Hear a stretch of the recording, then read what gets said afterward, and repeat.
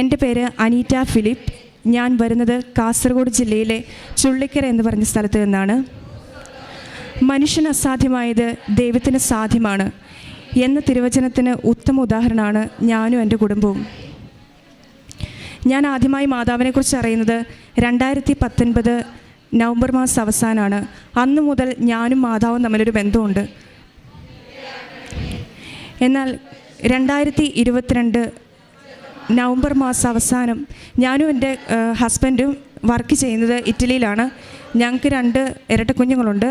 മൂത്തയാൾ Ivana, രണ്ടാമത്തെ ആൾ Isabella. അവർ എൻ്റെ വീട്ടിലാണ് നിന്നുകൊണ്ടുണ്ടായിരുന്നത്. 2022 നവംബർ അവസാനം ഹസ്ബൻഡിൻ്റെ അമ്മച്ചി പെട്ടെന്ന് മരിച്ചതുകൊണ്ട് ഞങ്ങൾക്ക് എമർജൻസി ആയിട്ട് 10 ദിവസത്തെ ലീവിനായിട്ട് നാട്ടിൽ വരേണ്ടതായിട്ട് വന്നു. ആ സമയത്ത് എന്നെ കെട്ടിച്ചു വിട്ടത് കണ്ണൂർ ജില്ലയിലെ പയ്യാവൂർ എന്ന് പറഞ്ഞ സ്ഥലത്തോട്ടാണ്. ആ സമയത്ത് ഞങ്ങൾ വന്നപ്പോൾ എൻ്റെ കുഞ്ഞുങ്ങളും പയ്യാവൂർക്ക് വന്നു. 10 ദിവസത്തെ അവധി കഴിഞ്ഞ് പോകുന്നതിന് 3 ദിവസം മുമ്പ് ഞങ്ങൾ എൻ്റെ കുഞ്ഞിനെ പയ്യാവൂരിൽ നിന്ന് ചുള്ളിക്കരയിലോട്ട് കൊണ്ടുപോയാക്കുകയാണ്. അപ്പോൾ ഞങ്ങൾ ചുള്ളിക്കരയിലെത്തി. ഞങ്ങൾ ഡ്രസ്സ് മാറി പിള്ളേരുമായിട്ട് കുറച്ച് സമയം മുറ്റത്തൊക്കെ കളിച്ച് ഞാനും എൻ്റെ ഹസ്ബൻഡും വീടിൻ്റെ അകത്തോട്ട് പോയി. അത് കഴിഞ്ഞപ്പോഴത്തേനും എൻ്റെ മമ്മിയും 2 ഇരട്ട കുഞ്ഞുങ്ങളും വീടിൻ്റെ മുറ്റത്ത് കളിച്ചുകൊണ്ട് നിൽക്കുമായിരുന്നു. ആ സമയത്ത് പ്രതീക്ഷിക്കാതെ ഞങ്ങളുടെ വീടിൻ്റെ സൈഡിലായിട്ട് ഒരു നല്ല ഹൈറ്റിലൊരു മതിലുണ്ട്. ആ മതിലിൻ്റെ അപ്പുറത്ത് മറ്റൊരട പറമ്പാണ്. അവിടെ നിന്നിരുന്നൊരു തെങ്ങ് പ്രതീക്ഷിക്കാതെ നടുവേന്ന് പിളർന്ന് ആദ്യം കാറിൻ്റെ മണ്ടയിലോട്ട് വീണു. അതിന് ശേഷം ഇസബല്ലയുടെ ദേഹത്തോട്ട് വീണാണ് ചെയ്തത്. ആ സമയത്ത് എന്ത് ചെയ്യണമെന്ന് അറിയത്തില്ല. നിലവിളിച്ച് കരയാനല്ലാതെ ഒന്നും ചെയ്തില്ല. എൻ്റെ ഹസ്ബൻഡ് ഓടി അവളെ ചെന്നെടുത്തപ്പോൾ അവൾ കാറിൻ്റെ അടിയിലായി പോയിട്ടുണ്ടായിരുന്നു. അവളെ കാറിൻ്റെ അടിയിൽ നിന്നാണ് വലിച്ചെടുത്തത്. ഞാനും മമ്മിയും നിലവിളിച്ച് കരഞ്ഞു. മാതാവേ, സഞ്ചാരി മാതാവല്ലേ, കൂടുതൽ പൊക്കോണം, ഞങ്ങൾക്ക് പോകാൻ പറ്റത്തില്ലെന്ന് പറഞ്ഞ് നിലവിളിച്ച് അവിടെ നിന്ന് കരഞ്ഞു. ആ പ്രദേശത്തുള്ളവരെല്ലാം ഞങ്ങളുടെ കരച്ചിൽ കേട്ട് ഓടി വന്നു. എൻ്റെ ബ്രദറും എൻ്റെ ഹസ്ബൻഡും കൂടെ അവളെ ഞങ്ങളുടെ അടുത്തുള്ള പൂടങ്കൽ എന്ന് പറഞ്ഞുള്ള ഒരു ഗവൺമെൻറ് ഹോസ്പിറ്റലുണ്ട്. ഞങ്ങൾക്കറിയാം അവളെ അവിടെ എത്തിക്കത്തുള്ളൂ. അവളെ പെട്ടെന്ന് അവിടെ എത്തിച്ചു.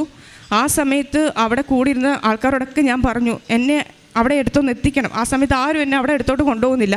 അവസാനം എൻ്റെ അയൽവക്കത്തുണ്ടായിരുന്ന ചേട്ടനോട് ഞാൻ കരഞ്ഞു പിടിച്ച് ആ ചേട്ടൻ്റെ വണ്ടിക്ക് എന്നെ പൂടങ്കൽ ഹോസ്പിറ്റലിലോട്ട് കൊണ്ടുപോവാണ്. പോകുന്ന വഴിക്ക് ഞാൻ നിലവിളിച്ച് കരയുന്നുണ്ട്, മാതാവേ, ഞാൻ പോകുന്ന വഴിക്ക് ആംബുലൻസ് ഒന്നും കണ്ടേക്കരുത്. അത് കണ്ടു കഴിഞ്ഞാൽ എൻ്റെ സമനില തെറ്റും.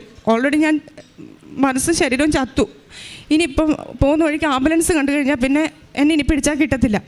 എന്തായാലും മാതാവ് അനുഗ്രഹിച്ച് പോകുന്ന വഴിയിലൊന്നും ആംബുലൻസ് കണ്ടില്ല. ഞാൻ ഹോസ്പിറ്റലിൽ എത്തിക്കഴിഞ്ഞപ്പോഴത്തേനും ആംബുലൻസ് മേളിൽ കിടക്കുന്നത് കണ്ടു. എല്ലാവരും അവിടെ കൂടിയിട്ടുണ്ട്. കാരണം ഞങ്ങളുടെ വണ്ടിക്കകത്താണ് ഇവളെ കൊണ്ടുപോയത്. ഞങ്ങളുടെ വണ്ടിയുടെ മണ്ടയിലോട്ടാണ് തെങ്ങി വീണത് ആദ്യം. ആ സമയത്ത് കാറിൻ്റെ പുറകിലത്തെ ഗ്ലാസ് ശരിക്കും അടന്നു പോയിട്ടുണ്ടായിരുന്നു. അതുകൊണ്ട് ആ കാറിൻ്റെ അകത്ത് ഗ്ലാസ്സും ഇല്ലായിരുന്നു. പിന്നെ എൻ്റെ ബ്രദർ കൊണ്ടുപോയപ്പോൾ ഫുൾ ഹോർൺ അടിച്ചിട്ടാണ് ഹോസ്പിറ്റൽ വരെ കൊണ്ടുപോയത്. അപ്പോൾ അതുകൊണ്ട് ഒത്തിരി പേര് ആ വണ്ടീനെ ഫോളോ ചെയ്ത് ഹോസ്പിറ്റലിലെത്തി. അപ്പം പിന്നെ പെട്ടെന്ന് തന്നെ സ്പ്രെഡായി. തെങ്ങ് വീണ് കൊച്ചിനെ ഹോസ്പിറ്റലിൽ കൊണ്ടുപോയിട്ടുണ്ടെന്ന് പറഞ്ഞു. അവർക്ക് ശരിക്കും 3.25 വയസ്സേ ഉണ്ടായിരുന്നുള്ളൂ ആ സമയത്ത് അവർക്ക്. അങ്ങനെ അവിടെ ചെന്ന് ഞാൻ അവിടെ കിടന്ന് നിലവിളിച്ച് പറഞ്ഞു, എനിക്ക് അവളെ ഒന്ന് കണ്ടാൽ മതി എന്ന് പറഞ്ഞു. ആ സമയത്ത് ആരും കാണിക്കുന്നില്ല, ഡോക്ടേഴ്സൊക്കെ ഇങ്ങനെ കൂടി നിൽക്കുക. അങ്ങനെ ഞാൻ എൻ്റെ നിലവിളി കേട്ടിട്ട് ഡോക്ടേഴ്സ് പറഞ്ഞു, ജസ്റ്റ് കാണിക്കാം, നീ മിണ്ടരുത്, നീ മിണ്ടിക്കഴിഞ്ഞാൽ ഞങ്ങൾക്ക് അന്നേരത്തിന് അവൾക്ക് സ്വന്തമായിട്ട് ശ്വാസം എടുക്കാനുള്ളതൊക്കെ അവൾക്ക് നഷ്ടപ്പെട്ടു തുടങ്ങി, നീ മിണ്ടരുതെന്ന് പറഞ്ഞു. പക്ഷെ ഞാൻ എൻ്റെ കൊച്ചിനെ നോക്കിയപ്പോഴത്തേനും ഞാൻ നിലവിളിച്ച് കരഞ്ഞു. ആ സമയത്ത് അവളൊന്ന് കാലിട്ടൊന്ന് പിടച്ച് കഴിഞ്ഞപ്പോഴത്തേനും പിന്നെ ഡോക്ടേഴ്സ് എന്നെ അവിടെ നിന്ന് മാറ്റുകയാണ് ചെയ്തത്. അന്നേരം അവരെന്നോട് പറഞ്ഞു, പേടിക്കാനൊന്നുമില്ല, ചെറുതായിട്ടൊരു പോറിൽ തലയ്ക്ക് പറ്റിയിട്ടുണ്ട്, അതുകൊണ്ട് നമുക്ക് ഇവിടെ അതിനുള്ള ഫെസിലിറ്റീസ് ഒന്നുമില്ല, നമുക്കൊരു കാര്യം ചെയ്യാം, നമുക്ക് കണ്ണൂർക്ക് മാറ്റാമെന്ന് പറഞ്ഞു. അപ്പോൾ എനിക്ക് തോന്നി കൊച്ച് പോയെന്ന് തോന്നുന്നത്. കാരണം അല്ലെങ്കിൽ പിന്നെ കണ്ണൂർക്ക് മാറ്റുന്ന അടുത്ത പരിയാരം എന്ന് പറയുന്ന ഹോസ്പിറ്റലൊക്കെ ഉണ്ടല്ലോ, അങ്ങോട്ട് മാറ്റുന്നില്ലോ എന്ന് വിചാരിച്ചു. അങ്ങനെ എൻ്റെ ഹസ്ബൻഡും അവിടുത്തെ ഒരു സ്റ്റാഫ് നേഴ്സും കൂടെ ആംബുലൻസിന് പോവുക. അന്നേരം എൻ്റെ വീട്ടുകാരും എന്നെ കൂടത്തിൽ കൊണ്ടുപോകുന്നില്ല. അപ്പോൾ ഞാൻ പറഞ്ഞു, ഞാൻ നിൽക്കത്തില്ല, എനിക്ക് അവിടെ കൂടത്തിൽ പോകണമെന്ന് പറഞ്ഞു. അങ്ങനെ എൻ്റെ കസിൻ ചേട്ടൻ്റെ കാറിന് ഞാനും എൻ്റെ ബ്രദറും കൂടെ, പിന്നെ എൻ്റെ കസിൻ ചേച്ചി കൂടുതലുണ്ടായിരുന്നു. ഈ സമയത്ത് പൂടങ്കൽ ആശുപത്രി കടന്ന് നിലവിളിച്ച് കരഞ്ഞ സമയത്ത് ഏതോ ഒരു ചേച്ചി എൻ്റെ കൂട്ടത്തിൽ വന്ന് ചേച്ചിയുടെ കയ്യിൽ കൃപാസന മാതാവിൻ്റെ ഒരു ലോക്കറ്റ് കൊടുത്തിട്ട് പറഞ്ഞു, മോളെ, ഞാൻ ഇന്നലെ കൃപാസനത്തിൽ പോയ ആളാണ്, നീ പ്രാർത്ഥിക്ക്. അന്നേരം എൻ്റെ കൂട്ടത്തിൽ വന്ന് ചേച്ചിക്ക് കൃപാസന മാതാവിനെക്കുറിച്ച് വലിയ വിശ്വാസം അങ്ങനെ ഒന്നും ഇല്ലായിരുന്നു. പക്ഷേ ആ ചേച്ചിയെ ലോക്കറ്റ് കൈ പിടിച്ച് പ്രാർത്ഥിച്ചു. ആംബുലൻസ് കൊച്ചിനെ കണ്ണൂർക്ക് കൊണ്ടുവന്നു. ഞങ്ങൾ ആ സമയത്ത് കാറിന് പോവുകയാണ്. ആ സമയത്ത് ചേച്ചി ലോക്കറ്റ് തിരിച്ചു കൊടുത്തു ചേച്ചിക്ക് തിരിച്ചു കൊടുത്തു. അങ്ങനെ പോകുന്ന സമയത്താണ് ചേച്ചി ഇങ്ങനെ പറയുന്നത്, ഇന്നതുപോലെ ഒരു ചേച്ചി എൻ്റെ ലോക്കറ്റ് തന്നിട്ടുണ്ടായിരുന്നു എന്ന് പറഞ്ഞു. എൻ്റെ പിള്ളേരും എൻ്റെ പേരൻസും ഇവിടെ വന്നിട്ട് ഉടമ്പടി എടുത്തിട്ടുണ്ടായിരുന്നു. അപ്പോൾ കൊച്ചിൻ്റെ ദേഹത്ത് ആ സമയത്ത് മാതാവിൻ്റെ കാശുരൂപം ഉണ്ടായിരുന്നു. ഞാൻ മാതാവിനോട് എൻ്റെ കഴുത്തെ കടന്ന് കാശുരൂപം പിടിച്ച് പ്രാർത്ഥിച്ചു പറഞ്ഞു, മാതാവേ, എനിക്ക് ഇസബെല്ലാനെ തിരിച്ചു തന്നില്ലെങ്കിൽ ഞാനും മാതാവും തമ്മിൽ ഇനി ഒരു ബന്ധവും ഉണ്ടാകത്തില്ല, ഞാൻ ഇനി പ്രാർത്ഥിക്കത്തില്ല എന്ന് അങ്ങനെ പറഞ്ഞ് ഞാൻ കരഞ്ഞ് പ്രാർത്ഥിച്ചു. അങ്ങനെ എല്ലാവരും പറഞ്ഞു പരിയാരത്ത് കയറ്റേണ്ട കാര്യമില്ല, പെട്ടെന്ന് തന്നെ കണ്ണൂർക്ക് വിടാൻ പറഞ്ഞു. അങ്ങനെ കണ്ണൂർ എത്തുന്നതിന് മുമ്പ് തന്നെ സ്റ്റാഫ് നേഴ്സ് പറഞ്ഞു അവൾ എന്തായാലും കണ്ണൂർ എത്തത്തില്ല. ആദ്യം അവൾക്ക് പുറമെ ഒരു പൊട്ടലോ പോറലോ ഒന്നും കണ്ടില്ല, ഒരു ബ്ലഡ് വരുമോ അങ്ങനെ ചെയ്തില്ല. പക്ഷേ പരിയാരം എത്തുന്നതിന് മുമ്പ് തന്നെ ഫുള്ള് ബ്ലീഡിങ് വരാൻ തുടങ്ങി, വായിക്കൂടെയും മൂക്കിക്കൂടെ എല്ലാം ബ്ലഡ് വന്നു തുടങ്ങി. ആ സമയത്ത് കൂട്ടത്തിലുണ്ടായിരുന്ന ചേട്ടൻ, സത്യം പറഞ്ഞാൽ ചേട്ടനെ മുണ്ട് കീറിയിട്ടാണ് ബ്ലഡ് മൊത്തം തൂത്ത് തുടച്ചത്. എൻ്റെ ഹസ്ബൻഡും കൂട്ടത്തിലുണ്ടായിരുന്ന സ്റ്റാഫ് നേഴ്സും മൊത്തം ഛർദ്ദിച്ചു. പൂടങ്കൽ എന്ന് പറയുന്ന സ്ഥലത്ത് നിന്ന് പരിയാരം വരെ എങ്ങനെ വന്നാലും കുറഞ്ഞത് ഒരു 1.5 മണിക്കൂർ നോർമൽ ഇതിൽ ട്രാവൽ ചെയ്യണം. പക്ഷേ ആ ആംബുലൻസ് ഡ്രൈവർ അതുപോലെ ആ കൊച്ചിനെ സ്വന്തം ഒരു കൂടപ്പുറപ്പിനെ പോലെ കണ്ടുകൊണ്ടായിരിക്കാം അവൻ വെറും 33 മിനിറ്റ് കൊണ്ട് ആ ചേട്ടൻ ശരിക്കും അവളെ പരിയാരത്തെത്തിച്ചു. പരിയാരത്തെ സ്റ്റാഫ് നേഴ്സിൻ്റെ അത്രയൊരു പ്രഷർ ഉള്ളതുകൊണ്ട് മാത്രമാണ്, കാരണം ഇവർ കണ്ണൂർക്ക് കൊണ്ടുപോകാനായിട്ടാണ് ഇരുന്നത്. അപ്പോൾ സ്റ്റാഫ് പറഞ്ഞു എന്തായാലും ഇവൾ കണ്ണൂർ വരെ എത്തത്തില്ല, പരിയാരത്ത് കയറ്റി നമുക്ക് സപ്പോർട്ട് കൊടുക്കണം എന്ന് പറഞ്ഞാൽ അവളെ പരിയാരത്ത് കയറ്റി. അവരവിടുന്ന് സപ്പോർട്ടൊക്കെ കൊടുത്ത് പെട്ടെന്ന് തന്നെ അവളെ കണ്ണൂർ ആസ്റ്റർ മിംസ് ഹോസ്പിറ്റലിൽ എത്തിച്ചു. അവിടെ എത്തിച്ചപ്പോഴത്തേന് അവിടെ എല്ലാ സജ്ജീകരണങ്ങളും നടത്തിയിട്ടുണ്ടായിരുന്നു. അപ്പം ഈ പൂടങ്കലിൽ നിന്ന് മാതാവിൻ്റെ ലോക്കറ്റ് ഒരു ചേച്ചി കൊടുത്തു. അതുകൂടാതെ പരിയാരത്തു നിന്ന് എൻ്റെ ഒരു കസിൻ ചേച്ചി അമ്മയായിട്ട് അവിടെ ഹോസ്പിറ്റലിൽ അഡ്മിറ്റ് ആയിരുന്നു. ആ സമയത്ത് ആ ചേച്ചി ഇവിടെ വന്ന് ഉടമ്പടി എടുത്തതായിരുന്നു. ആ ചേച്ചിയുടെ നേർച്ച വസ്തുക്കളുണ്ടായിരുന്നു. ആംബുലൻസിലും ഇസബെല്ലയുടെ ദേഹത്തോടും ആ ചേച്ചി ഉപ്പ് വെതറിയാണ് വിട്ടത്, വിശ്വാസപ്രമാണം ചൊല്ലി ഉപ്പ് വെതറി വിട്ടു. അപ്പോൾ മാതാവിൻ്റെ സംരക്ഷണം തുടക്കം മുതൽ ഇസബെല്ലയുടെ കൂടത്തിൽ തന്നെ ഉണ്ടായിരുന്നു. അങ്ങനെ അവൾ കണ്ണൂർ ഹോസ്പിറ്റലിലെത്തി. എമർജൻസി പെട്ടെന്ന് തന്നെ അവിടെ തലയോട്ടിക്കും തലച്ചോറിനും ഇടയ്ക്ക് ബ്ലഡ് മൊത്തം ക്ലോട്ടായി.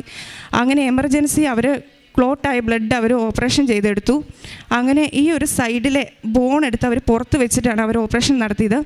പിന്നീട് അവർ പറഞ്ഞു അവിടെ സ്പൈനൽ കോഡിന് പൊട്ടലുണ്ട്, അവിടെ നട്ടലിന് പൊട്ടലുണ്ട്, പിന്നെ ഹിപ്പിൻ്റെ ഇവിടെ പൊട്ടലുണ്ട്, ലെൻസിന് പ്രോബ്ലം ഉണ്ട്, മൊത്തം പോയി കിടക്കുകയാണ്. ഒരു തെങ്ങ് വീണതല്ലേ, സാധാരണ നമ്മൾ കേട്ടിട്ടുള്ളത് മടൽ അല്ലെങ്കിൽ ഒരു തേങ്ങ എന്നൊക്കെ കേട്ടിട്ടുള്ളൂ. പക്ഷേ ഒരു തെങ്ങ് വീണ് കഴിഞ്ഞുള്ള കൊച്ചിൻ്റെ അവസ്ഥ നമുക്ക് ഊഹിക്കാവുന്നേ ഉള്ളൂ. അപ്പോൾ ഡോക്ടേഴ്സ് ഓപ്പറേഷൻ കഴിഞ്ഞ് ഉടനെ അവളെ വെൻറ്റിലേറ്ററിലോട്ട് മാറ്റി.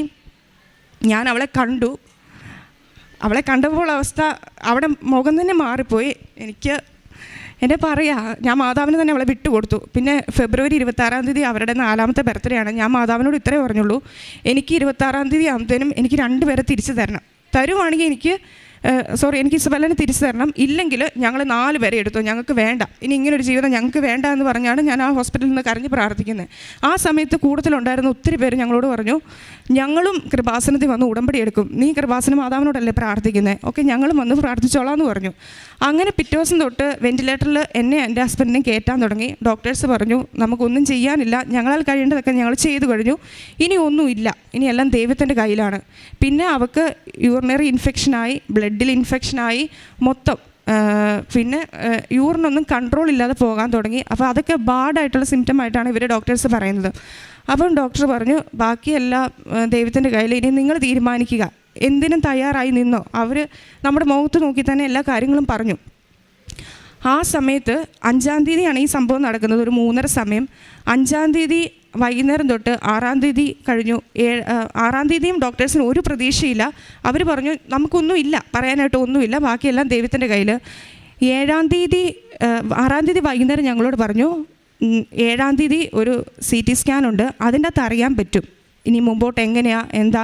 എന്നാലും ഇവർ ഒരു പ്രതീക്ഷ, 1% പോലും ഇവർ പ്രതീക്ഷ നമ്മളോട് പറയുന്നില്ല.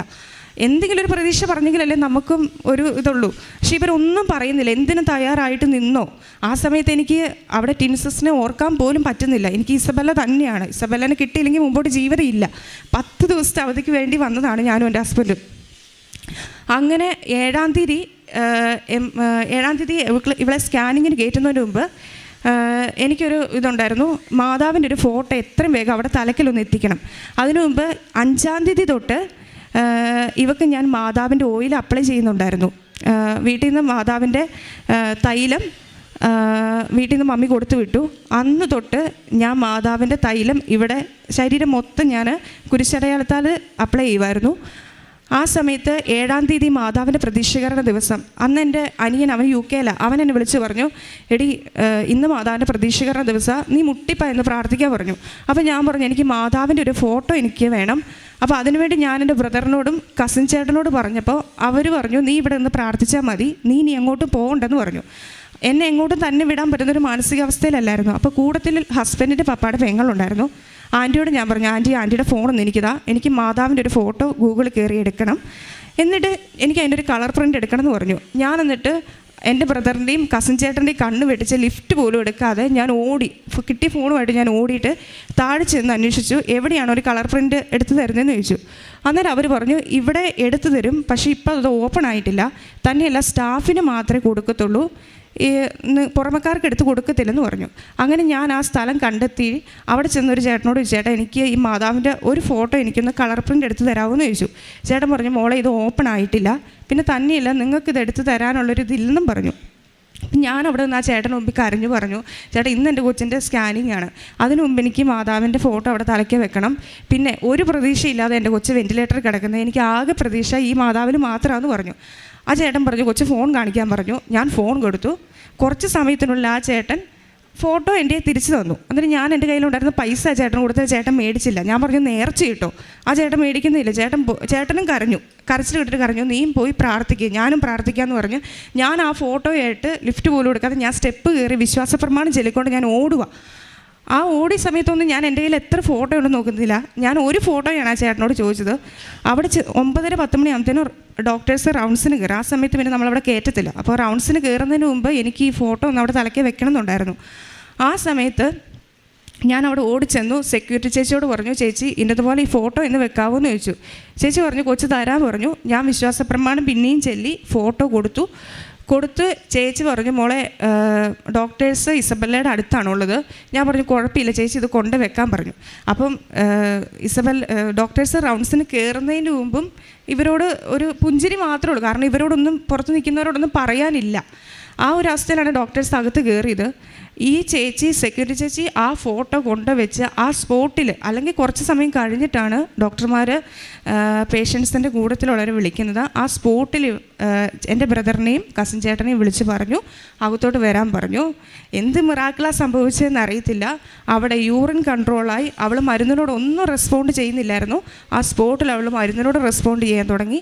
പിന്നെ തലയിലെ നീര്, അതൊരു മരുന്ന് വെച്ച് അവർക്ക് ഒരു പരിധി വരെ അവർക്ക് കൺട്രോൾ ചെയ്യാൻ പറ്റത്തുണ്ടായിരുന്നുള്ളൂ. പക്ഷേ അത് നമുക്ക് പേടിക്കത്തക്ക രീതിയിൽ ആ നീരായിട്ടില്ല. അതൊക്കെ ഒരു സ്റ്റേബിളായിട്ട് തന്നെ നിൽക്കുവാന്ന് പറഞ്ഞു. അന്നേരം ആ സ്പോട്ടിലാണ്. അതുവരെ അതിൻ്റെ തൊട്ട് നിമിഷം വരെ ഡോക്ടേഴ്സിനും ഒരു പ്രതീക്ഷയില്ല, അവിടുത്തെ സ്റ്റാഫിനും പ്രതീക്ഷയില്ല, കൂട്ടത്തിലുണ്ടായിരുന്നവർക്ക് ഒരു പ്രതീക്ഷ ഇല്ലാതിരുന്നതാണ്. അപ്പം അന്ന് ആ സമയം തൊട്ട് ഡോക്ടേഴ്സ് പറഞ്ഞു, നമുക്കൊരു ഹോപ്പുണ്ട്, നിങ്ങൾ ആരോടാണോ പ്രാർത്ഥിച്ചത് പ്രാർത്ഥിച്ചോ, മുറുക്കെ പിടിച്ചോളാൻ പറഞ്ഞു. അങ്ങനെ ആ നിമിഷം തൊട്ട് ഞാനൊരു ബുക്ക് മേടിച്ച് വചനം എഴുതാൻ തുടങ്ങി. കാരണം എനിക്ക് മനസ്സിലായി, മനുഷ്യന്മാരെയും കൊണ്ടൊന്നും ചെയ്യാൻ പറ്റത്തില്ല, ഇത് ദൈവത്തിന് മാത്രമേ പറ്റത്തുള്ളൂ. ഞാൻ അവിടെ എഴുതാൻ തുടങ്ങി, മനുഷ്യന് അസാധ്യമായത് ദൈവത്തിന് സാധ്യമാണ്, ലൂക്ക 18:27. അത് ഞാൻ ഈ PIC റൂമിൻ്റെ മുമ്പിലിരുന്ന് ആരെയും ഒന്നും ശ്രദ്ധിക്കുന്നില്ല, ഞാൻ കണ്ടിന്യൂസ് ആയിട്ടിരുന്ന് എഴുതിക്കൊണ്ട് തന്നെ ഇരുന്നു. പിന്നെ ഡോക്ടേഴ്സ് പറഞ്ഞു, ഞങ്ങളിപ്പോൾ അവിടെ ബ്രെയിൻ്റെ കാര്യം മാത്രമേ നോക്കുന്നുള്ളൂ, അവിടെ സ്പൈനൽ കോഡിൻ്റെയും പിന്നെ ഹിപ്പിൻ്റെയും ഞങ്ങൾ നോക്കുന്നില്ല, അതൊക്കെ പിന്നീടാണ്, ആദ്യം ബ്രെയിൻ്റെ നോക്കട്ടെന്ന് പറഞ്ഞു. അങ്ങനെ അവൾ മരുന്നിനോടൊക്കെ റെസ്പോണ്ട് ചെയ്യാൻ തുടങ്ങി. ഓട്ടോമാറ്റിക്കായിട്ട് അവൾ ഓക്കെ വരാൻ തുടങ്ങി. അങ്ങനെ പിന്നെ അവളെ വെൻറ്റിലേറ്ററിൽ നിന്ന് അവളെ ICUലോട്ട് മാറ്റി. ICUന്ന് 22ാമത്തെ ദിവസം ഞങ്ങൾക്ക് വീട്ടിൽ വരാൻ പറ്റി. ഇങ്ങനൊരു സംഭവം നടന്നപ്പോൾ കുറഞ്ഞത് എല്ലാവരും വിചാരിച്ചു 1.5-2 മാസം അവൾ ഹോസ്പിറ്റലിൽ കിടക്കും എന്നാണ് വിചാരിച്ചത്. പക്ഷേ മാതാവിൻ്റെ അനുഗ്രഹം കൊണ്ട് ഞങ്ങൾക്ക് വെറും 22ാമത്തെ ദിവസം ഞങ്ങൾക്ക് വീട്ടിൽ വരാൻ പറ്റി. ഞാൻ ആ സമയത്തൊക്കെ വിശ്വാസപ്രമാണം, ഇവളെ കാണുന്ന സമയത്ത് മൊത്തം വിശ്വാസപ്രമാണം ചെയ്ത് തൈലം തേക്കുമായിരുന്നു. പിന്നെ മാതാവിൻ്റെ ഫോട്ടോ തലയ്ക്കലുണ്ടായിരുന്നു. പിന്നെ ഞാൻ ഈ വചനം എഴുതിയിട്ട് അവിടെ തലയ്ക്കൽ വെച്ചിട്ടുണ്ടായിരുന്നു, മനുഷ്യന് അസാധ്യമായത് ദൈവത്തിന് സാധ്യമാണെന്നുള്ള വചനവും ഞാൻ അവിടെ തലയ്ക്കൽ ഒരു ഫയലിൻ്റെ അകത്താക്കി വെച്ചിട്ടുണ്ടായിരുന്നു. അതിനുശേഷം ഡോക്ടർ പറഞ്ഞു, നിങ്ങൾ കുറഞ്ഞത് ഇവർക്ക് ഒരു 6 മാസം വരെ സമയം കൊടുക്കണം, കാരണം ഇവൾ മൊത്തം മൊത്തം ഇത് പ്രോബ്ലം ആണല്ലോ. 6 മാസം വരെ സമയം കൊടുക്കണം എന്ന് പറഞ്ഞു. ഞങ്ങൾ പറഞ്ഞു എത്ര സമയം വേണമെങ്കിലും കൊടുക്കാം, ഏത് കോലത്തിലും ആയാലും ഞങ്ങൾ സ്വീകരിക്കും, ഞങ്ങൾക്ക് ജീവനോടുകൂടി ഇവളെ തന്നെ തിരിച്ചു കിട്ടണം. കാരണം ഇവക്കൊരു ട്വിൻ സിസ്റ്റർ ഉണ്ട്. അപ്പം ഞങ്ങൾക്ക് ഇവളെ തിരിച്ച് കിട്ടിയേ മതിയാവത്തുള്ളൂ, അതുകൊണ്ട് ഞങ്ങൾ സ്വീകരിച്ചോളാം എന്നുള്ള രീതിയിൽ തന്നെ ഞങ്ങൾ മുമ്പോട്ട് പോയി. അത് കഴിഞ്ഞ് ഇവൾ പെട്ടെന്ന് ഞങ്ങൾക്കറിയത്തില്ല, പെട്ടെന്ന് ഇവൾ ഇമ്പ്രൂവ്മെൻ്റ് ആകാൻ തുടങ്ങി. ഡോക്ടേഴ്സും ഭയങ്കര ഹാപ്പിയും. അങ്ങനെ 22ാമത്തെ ദിവസം ഞങ്ങൾ വീട്ടിലോട്ട് വന്നു. അതിൻ്റെ ഇടയ്ക്ക് ഡോക്ടേഴ്സ് ഞങ്ങളോട് പറഞ്ഞിട്ടുണ്ടായിരുന്നു, നിങ്ങൾ റീഹാബ് സെൻറ്ററിൽ പോകണം, കാരണം ഫിസിയോതെറാപ്പി ചെയ്യണം, സ്പീച്ച് തെറാപ്പി ചെയ്യണം. ആ സമയത്ത് ഇവളങ്ങനെ കാര്യമായിട്ട് സംസാരിക്കുന്നൊന്നുമില്ല, സൗണ്ട് പുറത്തോട്ടില്ല. അപ്പോൾ ഡോക്ടേഴ്സ് നമ്മളോട് പറഞ്ഞായിരുന്നു, ഇത് ബ്രെയിനെ ബാധിച്ചുകൊണ്ട് നമുക്ക് പറയാൻ പറ്റത്തില്ല, ഓർമ്മശക്തി, കാഴ്ച, കേൾവി, എല്ലാം ഇതിനെ ബാധിക്കും. അപ്പോൾ ഇതിനൊക്കെ നിങ്ങൾ സമയം കൊടുക്കണം എന്നൊക്കെ പറഞ്ഞു. പക്ഷേ ഇവൾ എന്നാ പറയുക, പെട്ടെന്ന് ഇതിൻ്റെ അകത്തു നിന്നൊക്കെ ഇമ്പ്രൂവ്മെൻ്റ് ആയി. പിന്നെ ഇവിടെ ഡോക്ടർ പറഞ്ഞത് നിങ്ങൾ ഹോസ്പിറ്റലിൽ തന്നെ റീഹാബ് സെൻറ്ററിൽ പോകണം എന്നാണ് പറഞ്ഞത്. അപ്പം ഞാനിങ്ങനെ പറഞ്ഞു, ഡോക്ടറെ അവൾക്കൊരു ട്വിൻ സിസ്റ്റർ ഉണ്ടല്ലോ, അപ്പം ഞങ്ങൾ ഒരാഴ്ച ഒന്ന് വെയിറ്റ് ചെയ്യട്ടെ, അവളുമായിട്ടൊന്ന് മിങ്കിൾ ചെയ്ത് നോക്കിയതിന് ശേഷം ഞങ്ങൾ പോകാമെന്ന് പറഞ്ഞു. അങ്ങനെ ഇവൾ വീട്ടിൽ ചെന്ന് ഇവാന, അവിടെ ട്വിൻ സിസ്റ്റർ ഇവളുമായിട്ട് ഭയങ്കരമായിട്ട് എന്നാ പറയുക, അവളെ കെയർ ചെയ്യുന്നു, അവളെയും കൊണ്ട് സംസാരിപ്പിക്കുന്നു. എന്നെക്കഴിഞ്ഞും ഒരു പക്ഷേ ബന്ധം അവർ തമ്മിലായതുകൊണ്ടായിരിക്കാം അവളിലൂടെ ഇവൾ ഒത്തിരി ഇമ്പ്രൂവ്മെൻ്റ് ആയി. അതിനുശേഷം ഞങ്ങൾ ഒരാഴ്ചയ്ക്ക് ശേഷം ഞങ്ങൾ വയനാട്ടിലുള്ള ഒരു റീഹാബ് സെൻറ്ററിൽ ചെന്നു. അവിടെ ചെന്നപ്പോൾ ഡോക്ടർ പറഞ്ഞു, നിങ്ങൾ ഇവിടെ നിന്ന് ട്രീറ്റ്മെൻറ്റ് ചെയ്യാൻ മാത്രം പ്രോബ്ലം ഒന്നും ഞങ്ങൾ കാണുന്നില്ല. പിന്നെ ഇവക്ക് ഓപ്പറേഷൻ കഴിഞ്ഞ ശേഷം പ്ലാസ്റ്റർ ഇട്ടിട്ടുണ്ടായിരുന്നു. ആ പ്ലാസ്റ്ററൊക്കെ ഒരാഴ്ച കൊണ്ട് ഇവൾ പൊട്ടിച്ച് കളഞ്ഞു നടന്നിട്ട്. കാരണം ഇവർ തമ്മിൽ അങ്ങോട്ടും ഇങ്ങോട്ടും ഓടിച്ചാടിയും കളിച്ച് ഒരാഴ്ച കൊണ്ട് ആ പ്ലാസ്റ്ററൊക്കെ പൊട്ടിച്ച് കളഞ്ഞു. അതൊക്കെ ഞങ്ങൾക്ക് റിമൂവ് ചെയ്യേണ്ടതായിട്ട് വന്നു. അങ്ങനെ പിന്നീടെല്ലാം ഇവക്ക് എല്ലാ കാര്യത്തിലും ഇവർക്ക് ഇമ്പ്രൂവ്മെൻ്റ് ആകാൻ തുടങ്ങി. ഇവർക്ക് ഓർമ്മശക്തി, ഞങ്ങൾക്ക് അതൊക്കെ പേടിയായിരുന്നു. ഇവർക്ക് ഒരു ഓർമ്മക്കുറവില്ല, സ്പീച്ചിന് കുഴപ്പമില്ല. പിന്നെ അവിടെ മൂവ്മെൻറ്റ്സ്, കൈകാലുകളെല്ലാം മൂവ് ചെയ്യുന്നുണ്ടായിരുന്നു. ആ കാര്യത്തിലൊന്നും ഒരു കുഴപ്പമില്ലായിരുന്നു. അങ്ങനെ ഇവൾ 1 മാസം കൊണ്ട് ഏകദേശം ഇവൾ ഓക്കെ ആയെന്ന് തന്നെ പറയാം. അതിൻ്റെ ഇടയ്ക്ക് ഇവൾ ഈ വീട്ടിൽ വന്നതിന് ശേഷം ഈ തലയ്ക്ക് നീരുള്ളത് കൊണ്ട് നമ്മളിച്ചിരി സപ്പോർട്ട് കൊടുക്കണമായിരുന്നു. തല ഇങ്ങനെ ചെരിഞ്ഞൊക്കെ പോകുന്നുണ്ട്. അപ്പോൾ ഇവൾ കൂടുതൽ സമയം ഞങ്ങൾ കടത്തുമായിരുന്നു കട്ടില്ല. അപ്പോൾ ഒരു ദിവസം ഒരാഴ്ചയ്ക്ക് ശേഷം ഇവൾ രാത്രി കിടക്കുന്ന സമയത്ത് എൻ്റെ മമ്മിയോട് പറഞ്ഞു, അമ്മാമ്മേ എൻ്റെ അടുത്ത് കൃപാസന മാതാവ് വന്നെന്ന് പറഞ്ഞു. അപ്പോൾ കാര്യം ഇവർ കൃപാസനത്തിൽ വന്നിട്ടുണ്ട്, എപ്പോഴും കൃപാസന മാതാവിനോട് പ്രാർത്ഥിക്കുന്നതാണ്. ഇത്രയും ഇഞ്ചറി പറ്റിയൊരു കുഞ്ഞാണ്, കാരണം ബ്രെയിനെ ബാധിച്ചു, തലയോട്ടിക്ക് പൊട്ടൽ, ഇതെല്ലാം ബാധിച്ച കുഞ്ഞ് ഇങ്ങോട്ട് പറയാണ്, അമ്മാമ്മേ എൻ്റെ അടുത്ത് ആശുപത്രി വെച്ച് കൃപാസന മാതാവ് വന്നെന്ന് പറഞ്ഞു. അപ്പോൾ ആ സമയത്ത് മമ്മി ഞങ്ങളെല്ലാവരും വിളിച്ചു, ദേ കൊച്ചി കൃപാസന മാതാവിനെ കണ്ടെന്നാണ് പറയുന്നതെന്ന് പറഞ്ഞു. അങ്ങനെ ഞങ്ങളെല്ലാം വന്നപ്പോൾ മമ്മി അവളോട് ചോദിച്ചു, ഇസബെല്ല മാതാവ് എങ്ങനെയാണ് വന്നതെന്ന് ചോദിച്ചു. അപ്പോൾ അവൾ പറഞ്ഞു, മാതാവ് കടലിൻ്റെ മേളിൽ കൂടെ വന്നതെന്ന് പറഞ്ഞു. അന്നേരമാണ് വീട്ടിലുള്ള ഫോട്ടോ ഞങ്ങൾ നോക്കുമ്പോൾ നേരാണ്, മാതാവിൻ്റെ പിറകെ തിരമാല ഇങ്ങനെ അടിക്കുന്നൊരിതുണ്ടല്ലോ. അപ്പം ഞങ്ങൾക്കത് ഭയങ്കര വിശ്വാസമായി. അപ്പം മമ്മി ചുമ്മാ ചോദിച്ചു, മാതാവിൻ്റെ കയ്യിൽ എന്നതാ ഉണ്ടായിരുന്നതെന്ന് ചോദിച്ചു. അന്നേരം അവൾ പറഞ്ഞു, ആ 3.25 വയസ്സുകാരത്തി കുഞ്ഞാന്ന് പറഞ്ഞു. അവൾ പറയാം ഭൂമി എന്നാണ് പറഞ്ഞത്. ഞങ്ങൾ പറഞ്ഞു കൊടുത്തിട്ടില്ല, അവൾ ഭൂമി എന്നൊരു വാക്ക് പറഞ്ഞു. ഞങ്ങൾക്ക് അന്നേരം ഭയങ്കര വിശ്വാസമായി, ഇത് മാതാവ് ഇടപെട്ട കുഞ്ഞ്. അറിയാം, കാരണം ഡോക്ടേഴ്സിന് ഒരു പ്രതീക്ഷയില്ലാതെ പോയ കുഞ്ഞാണ്. ആ കുഞ്ഞിനെയാണ് മാതാവ് തിരിച്ചു തന്നെന്ന് എല്ലാവർക്കും അറിയാം. അപ്പോൾ ഇവൾ ഇങ്ങോട്ട് ഈ കാര്യം പറയുമ്പോൾ ഞങ്ങൾക്ക് പൂർണ്ണ വിശ്വാസമായി, കൃപാസന മാതാവ് അവിടെ അടുത്ത് വന്നിട്ടുണ്ടെന്ന് തന്നെ. അതുപോലെ തന്നെ മമ്മി ചോദിച്ചു, അന്നേരം വേറെ ആരാ ഇസബെല്ല വന്നതെന്ന് ചോദിച്ചപ്പോൾ അവൾ പറഞ്ഞു, ഈശോയും വന്നു എന്ന് പറഞ്ഞു. അപ്പോൾ ഞങ്ങൾ ചോദിച്ചു, അപ്പോൾ ഈശോ എങ്ങനെ വന്നു, ഈശോ എന്നതാ ഈശോയുടെ കയ്യിലുണ്ടായിരുന്നെന്ന് ചോദിച്ചു. അപ്പോൾ അവൾ തന്നെ ഇങ്ങനെ കാണിച്ചു. ഇതിൻ്റെ അകത്ത് ഒരു കള്ളത്തരവും ഇല്ല കേട്ടോ, ഞാനിവിടെ സാക്ഷ്യം പറയാനായിട്ട് ഇങ്ങനെ ഉണ്ടാക്കി പറയുന്നൊന്നുമല്ല. എൻ്റെ കുഞ്ഞിൻ്റെ ഇതിൽ ഞാൻ സത്യമാണ് പറയുന്നത്. അവൾ കൃപാസന മാതാവിനെ കണ്ടെന്നും പറഞ്ഞു, കടലിൻ്റെ മേളിൽ കൂടെ വന്നതെന്നും പറഞ്ഞു, മാതാവിൻ്റെ കയ്യിൽ ഭൂമിയായിരുന്നെന്നും പറഞ്ഞു, ഈശോ വന്നു, ഈശോ അവളെ ഇങ്ങനെ കാണിച്ചെന്നും പറഞ്ഞു. ഇത്രയും പറഞ്ഞു. പിന്നീട് ഇവിടെ ഇമ്പ്രൂവ്മെൻറ്റ്. അപ്പോൾ ഇപ്പോൾ എല്ലാവരും ഞങ്ങളോട് ചോദിക്കുന്നത്, ഇസബെല്ല കണ്ണു തുറക്കുന്നുണ്ടോ, ഇസബെല്ല നടക്കുന്നുണ്ടോ എന്ന്. കാരണം അതായിരുന്നു അവിടെ സിറ്റുവേഷൻ. പക്ഷേ മാതാവിലൂടെ അവൾക്ക് മൊത്തത്തിൽ അവളിപ്പം ഡാൻസ് കളിക്കുന്നു, പാട്ട് പാടുന്നു, എല്ലാവരും തിരിച്ചറിയുന്നു. ഞങ്ങൾക്കറിയത്തില്ല എന്താ അവിടെ സംഭവിച്ചതെന്ന് അറിയത്തില്ല. ആ ഒരു ഫോട്ടോ വെച്ചപ്പോൾ തൊട്ടാണ് ഇവൾക്ക് ഇത്രയും വലിയ ഇമ്പ്രൂവ്മെൻറ്റ് കാര്യങ്ങളൊക്കെ വന്നു തുടങ്ങിയത്. ഞാനും എൻ്റെ കുടുംബവും മാതാവിന് നിത്യസാക്ഷിയായിട്ട് ജീവിക്കും. അതോടൊപ്പം തന്നെ ആ സമയം മുതൽ ഞങ്ങളെ ബുദ്ധിമുട്ടിക്കാത്ത രീതിയിൽ ഞങ്ങളുടെ ഇടവക പള്ളിയിലെ വികാരി അച്ഛൻ പറഞ്ഞു, ആ വീട്ടുകാരെ നിങ്ങൾ വിളിച്ച് ബുദ്ധിമുട്ടിക്കരുത്. പ്രത്യേകിച്ച് ഞങ്ങളുടെ ഇടവപ്പള്ളിയിലെ വികാരി അച്ഛൻ, ബഹുമാനപ്പെട്ട സിസ്റ്റേഴ്സ് ഞങ്ങൾക്ക് വേണ്ടി സപ്പോർട്ട് ചെയ്തു. ആ സമയത്ത് ഞങ്ങളുടെ കയ്യിലൊന്നും ഒത്തിരി ക്യാഷൊന്നും ഇല്ലായിരുന്നു. ആ സമയത്തൊക്കെ എവിടെ നിന്നാണ് ക്യാഷ് മാതാവ് അറേഞ്ച് ചെയ്തതെന്ന് അറിയത്തില്ല. എല്ലാവരും ചോദിച്ചു, നിങ്ങൾക്ക് 1 കോടി രൂപയായോ എന്നൊക്കെ ചോദിച്ചു ഹോസ്പിറ്റലിൽ. സത്യം പറഞ്ഞാൽ 15 ലക്ഷം രൂപ പോലും ആയിട്ടില്ല. കാരണം നമ്മൾ അതിൽ കൂടെയാണ് പ്രതീക്ഷിച്ചത്. പക്ഷെ അത്ര ഒന്നും ആക്കാതെ നമുക്ക് താങ്ങാൻ കഴിയുന്ന രീതിയിൽ ഒത്തിരി പേര്, ഞങ്ങൾ പോലും അറിയാത്ത ആൾക്കാരാണ് ഞങ്ങളെ സഹായിച്ചത്. അതുപോലെ തന്നെ ഞങ്ങൾ പോലും അറിയാത്ത ആൾക്കാർ, വിദേശത്തും സ്വദേശത്തും ഉള്ളവർ പ്രാർത്ഥനാ ഗ്രൂപ്പുകൾ ലിസ്റ്റുകൾ ക്രിയേറ്റ് ചെയ്ത് പ്രാർത്ഥിച്ചു. ഞങ്ങൾക്കറിയത്തില്ല എവിടെ നിന്നൊക്കെ വേണ്ടിയാണ് ഇസബല്ലയ്ക്ക് വേണ്ടി പ്രാർത്ഥിച്ചതെന്നും. ആ ഒരു സമയത്ത് ഇസബല്ല എന്നുള്ള പേരായിരുന്നു ഈശോയുടെ മുമ്പിൽ ഏറ്റവും കൂടുതൽ എത്തിയിട്ടുണ്ടായിരുന്നത്.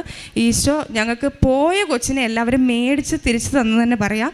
തിരുക്കുമാരനും മാതാവിനും കോടാനുകൂടി നന്ദി. ചക്കരയുമ്മ.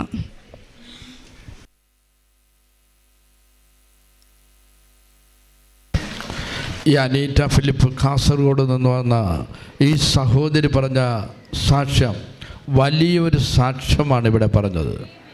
തൻ്റെ 2 ഇരട്ടക്കുട്ടികളിൽ ഒരു കുട്ടി, അതായത് ഇവർ 3.25 വയസ്സുള്ള ഈ കുട്ടിക്ക് അതിൻ്റെ പേര് ഇസബല്ല എന്നാണ്. അതിന് പറ്റിയ ഒരു ആക്സിഡൻ്റാണ്. അതായത് തെങ്ങിൻ്റെ മണ്ട പോയിരുന്ന ഒരു തെങ്ങ്, മണ്ടയില്ലാത്ത ഒരു തെങ്ങ്, വീടിൻ്റെ തൊട്ടടുത്ത് നിന്ന് ഈ കുഞ്ഞും അവിടെ നിൽക്കുമ്പോൾ അത് ഒടിഞ്ഞു വീഴുകയാണ് ചെയ്തത്.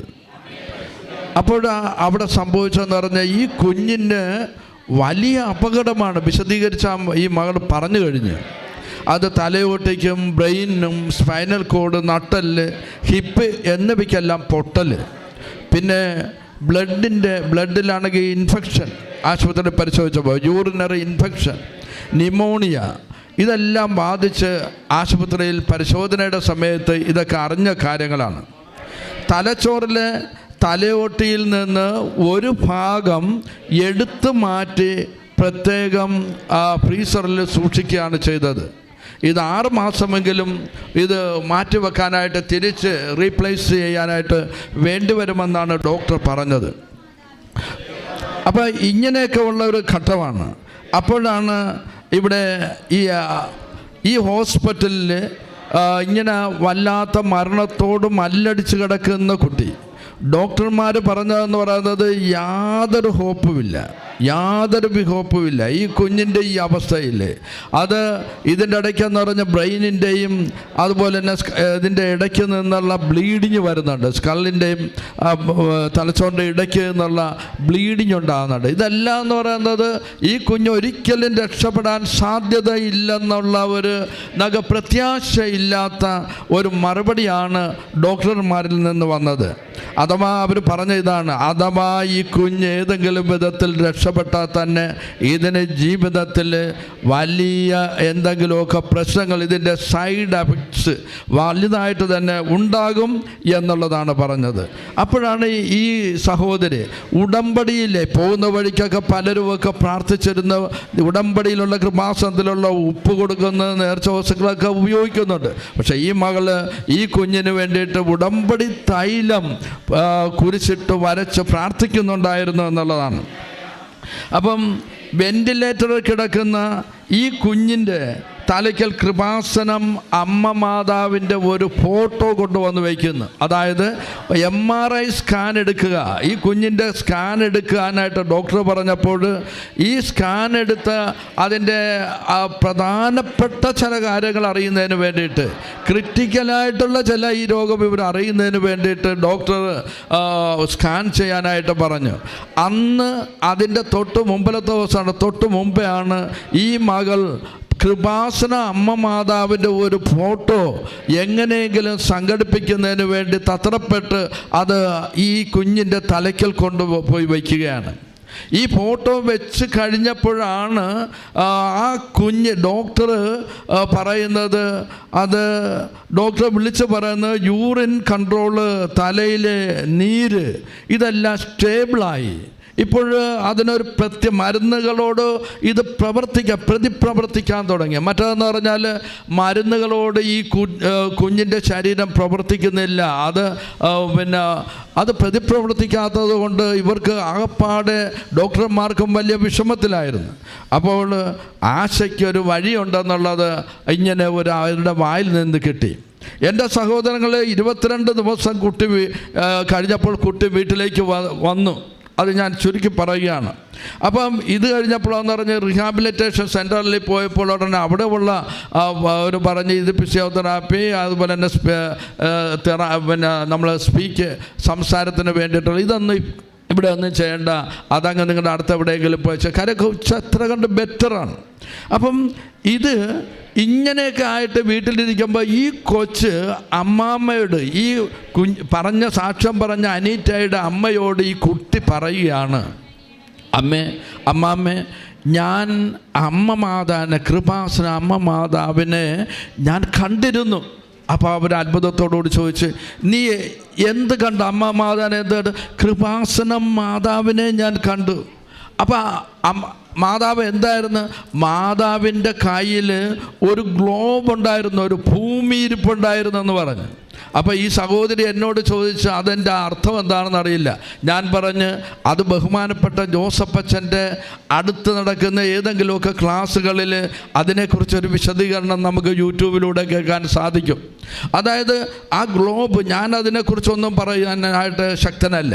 അപ്പോൾ ഒരു ഗ്ലോബ് ഭൂമി കയ്യിലിരിക്കുകയാണ്, അമ്മയുടെ കയ്യിൽ.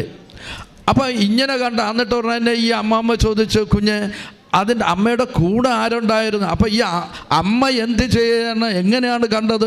അപ്പം പറയാണ്, അത് കടലിൻ്റെ മുകളിൽ കൂടെ ഇങ്ങനെ നിൽക്കുന്നതായിട്ടാണ് കണ്ടത്, വരുന്നതായിട്ടാണ് കണ്ടതെന്ന്. എന്ന് പറഞ്ഞാൽ ഇവിടെ അമ്മ മാതാവ് ബഹുമാനപ്പെട്ട ജോസഫച്ചന് ഇവിടെ കൃപാസനത്തിൽ മരിയൻ തപസ് നടക്കുന്ന സമയത്ത് ജീവനോടെ പ്രത്യക്ഷപ്പെട്ടതാണ്. അപ്പം അമ്മ ഉടനെ തന്നെ ആ പ്രത്യക്ഷപ്പെട്ടതെന്ന് പറഞ്ഞാൽ ഇവിടെ വലിയൊരു സുനാമി പിന്നീട് ഇതിനോട് ശേഷം ഉണ്ടായ കാര്യമൊക്കെ അച്ഛൻ പറഞ്ഞിട്ടുള്ള. അപ്പോൾ ആ കടലിൻ്റെ ഇതാണ് ആ പശ്ചാത്തലത്തിൽ പുറകെ കാണുന്നത്. അമ്മ അതിൻ്റെ മീതെ ഇങ്ങനെ നിൽക്കുന്നതായിട്ട് കണ്ട്, ഗ്ലോബ് കയ്യിൽ. പിന്നീട് ഈ കൊച്ചു പറയുന്ന അമ്മ ആരുണ്ടായിരുന്നു? വേറെ ഈശോ ഉണ്ടായിരുന്നു. ഈ കുഞ്ഞിന് ആരും പറഞ്ഞു കൊടുത്തിട്ടില്ല. ഈശോയുടെ സിമ്പിളായിട്ടുള്ള വിജയത്തിൻ്റെ ആ വെന്നിക്കുഴ 2 എന്നുള്ള ആ ഇത് ഉദ്ധിതനായ ഈശോയുടെ 2 എന്നുള്ള ആ ഇത് കാണിക്കാണ്, ഇങ്ങനെ കാണിക്കാൻ. അപ്പം എൻ്റെ സഹോദരങ്ങളെ, ഈ പടം ഉടമ്പടിയിലുള്ള അതായത് നമ്മുടെ ഈ കൃപാസനം മാതാവിനെ തലക്കിൽ കൊണ്ടുപോയി വെച്ചതിലല്ല അത്ഭുതം. അവിടെ നടന്ന സംഭവം എന്ന് പറയുന്നത് കൃപാസന അമ്മ ഈ കുഞ്ഞിന് നേരിട്ട് അവിടെ പ്രത്യക്ഷപ്പെടുകയാണ്. അതാണ് അവിടെ നടന്നത്. അവിടെ അമ്മ മാത്രമല്ല, അമ്മയുടെ കൂടെ ഈശോയും ഉണ്ടായിരുന്നു. അപ്പോഴാണ് ഒരു ഹോപ്പും ഇല്ലായിരുന്ന ഈ കുഞ്ഞ്, അതായത് യാതൊരുവിധ രക്ഷപ്പെടുവാൻ സാധ്യതയില്ലെന്ന് വൈദ്യശാസ്ത്രം എഴുതിത്തള്ളിയിരുന്ന ഈ കുഞ്ഞിന് ശരീരം മരുന്നുകളോട് പ്രതിപ്രവർത്തിക്കാൻ തുടങ്ങി.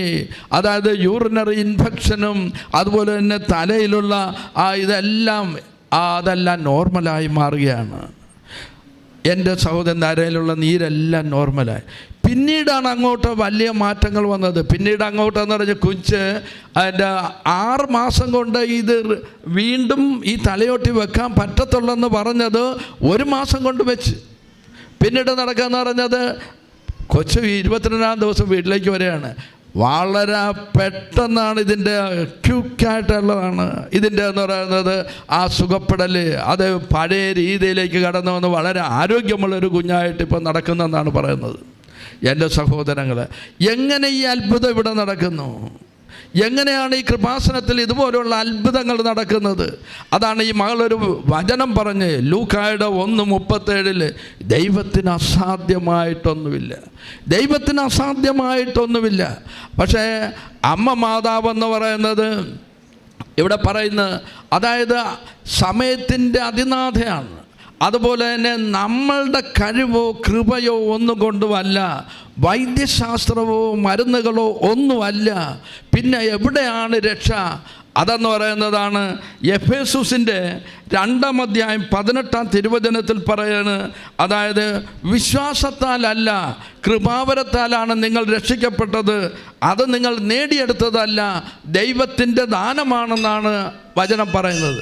അപ്പോൾ ദൈവത്തിൻ്റെ ദാനമാണ് ഈ കുഞ്ഞിൻ്റെ ജീവൻ, ദൈവത്തിൻ്റെ ദാനമാണ് ഈ ജീവൻ എന്നുള്ളത് തിരിച്ചറിഞ്ഞുകൊണ്ട് എൻ്റെ സഹോദരി, നിങ്ങളിനി ഈ കൃപാസനത്തിലെ അമ്മ മാതാവിന് ഈശോയ്ക്കും വേണ്ടി ശരിയായ വിധത്തിൽ പ്രവർത്തിക്കണം, വേല ചെയ്യണം. എവിടെയെങ്കിലുമൊക്കെ ഏതെങ്കിലും പോരായ്മകൾ ഇനി വന്നിട്ടുണ്ടെങ്കിൽ അതൊക്കെ ഒന്നുകൂടെ ഒന്ന് ശരിയാക്കിക്കൊണ്ട് മുന്നോട്ട് പോകണം.